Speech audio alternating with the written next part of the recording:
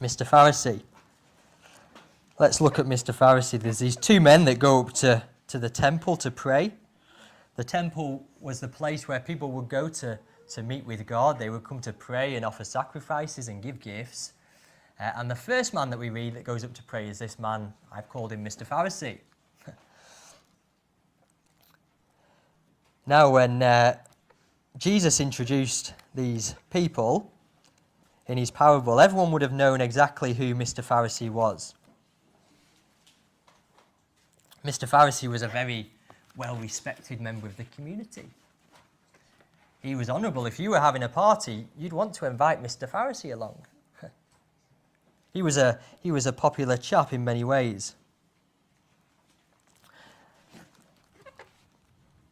He lived his life according to God's law.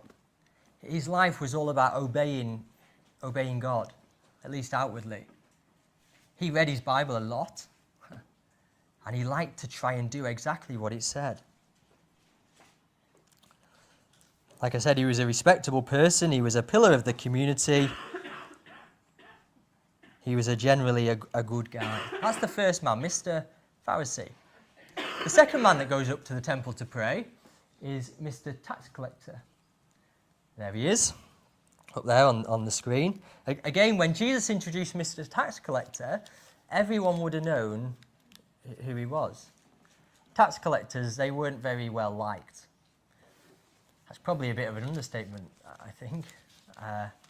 He would have been despised. He was a real outcast. No one would have wanted to hang around with Mr. Tax Collector. When you walk down the street, if you saw Mr. Tax Collector there, you would kind of pass by on the other side and not make eye contact. Why is Mr. Tax Collector such a baddie? Well, he collects his taxes, that's enough of a reason. But he collects his taxes for them, the Romans, the enemy. Not only did he collect taxes for the Romans, but he would take more than he should do.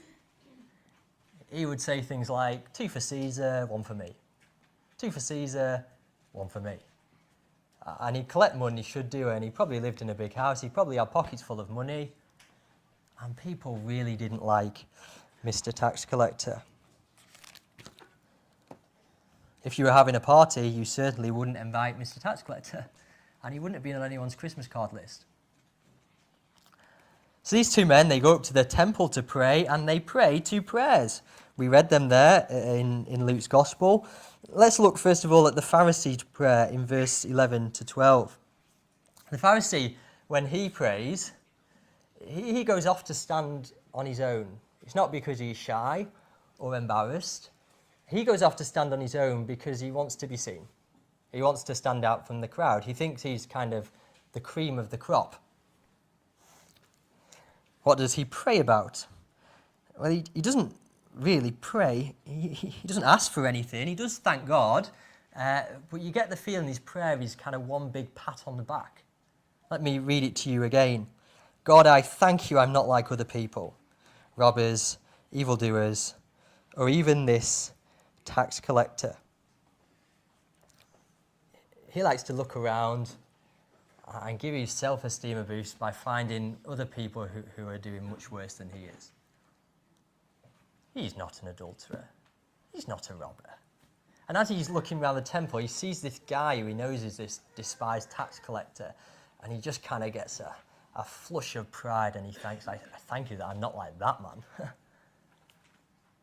And then he gets his CV out. He gets his CV out, and he says, God, look what I've done. I fast twice a week. Nowhere in God's word does it say that people should fast twice a week, but he's going kind of beyond the call of duty. And then he says he gives 1/10 of all that he gets. It's interesting, he's not going beyond the call of duty when it comes to his money. He's doing just the bare minimum that the law requires. But he's doing it. That's the Pharisee's prayer. In the Pharisee's mind, why wouldn't God want someone like him on his team? I wonder if you recognise yourself at all in the Pharisee. I wonder if you ever feel a sense of superiority when people don't meet your standards. I wonder if you ever think, surely God will want me on his team. Often as Christians, when we begin as Christians, we're amazed by God's grace, aren't we? We're blown away that God would accept us into his family. But then what can happen sometimes is as the years tick by and as we begin to grow and as God begins to change us, we can suddenly begin to think, hey, I'm important. God needs me. God needs me on his team. And if we're not careful, we can become a little bit like this Pharisee.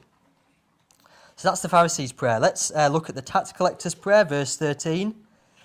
It's very different, isn't it? He stands at a distance, not because he wants to be seen, but because he doesn't want to be seen. He wants to just kind of hide away at the back. And his posture in prayer is a lot different. He can't even lift his head up. I don't know if you can remember a time when you were caught doing something wrong. Maybe for the grown-ups, that's a long time ago. Can you ever remember a time when you were caught doing something wrong, like caught red-handed, caught in the act? Maybe a parent came to you at the time and said, what are you doing? You know you've been caught. The hardest thing sometimes is to look up and to meet your parents' gaze because you feel so bad. That's this man. He can't even lift his eye up to heaven. He's so distressed, he's kind of beating his chest. And he says this really short prayer. God, be merciful to me, a sinner. His only hope is God's mercy. His only hope that God wouldn't give him what he deserves. Maybe you're here this morning and you think, I could never be close with God. I could never do what it takes to get into God's family. I'm too bad. Maybe there's something in the past that you just cannot forgive yourself for. That's how this tax collector felt. So these two men and two very different prayers. And before we think about the conclusion of this parable, we're going to sing together again. Another song, Cornerstone. My hope is built on nothing less than Jesus' blood and righteousness. Let's stand as we sing.